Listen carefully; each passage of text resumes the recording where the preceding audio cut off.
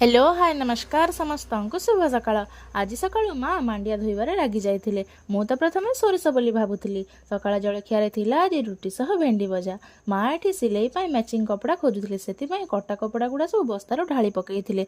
जेहेतु खरा दिन आसीगलानी तेणु लंच पाई प्रथम स्थान रे अति प्रियर पखाळ ही रहिबो।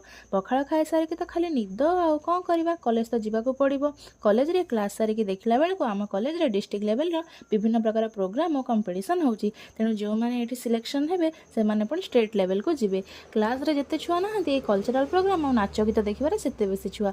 वीडियो देखिकी आपण जानि पारुथिबे। आ एठी मोर देखाई जाइतिला कि जूनियर मानक सह जो मानक सह कि डीएवी ऑटोनोमस कॉलेज रे मु पढुथिली, माने मु जोठी +3 करूथिली से माने सब पेंटिंग रे पार्टिसिपेट करथिले। तापरे आमे गलो टिके साइंस और आर्ट एग्जीबिशन सेक्शन को। केते सुंदर सुंदर हैंडमेड जिनिस तयारी हेतिला आ सब जिनिस तिला एक से बढ़कर एक। एग्जीबिशन देखिबा परे आमे गलो टिके एक्टिंग और डांस देखिबा पई। देखुचंदी ना केते भिड़ होईची।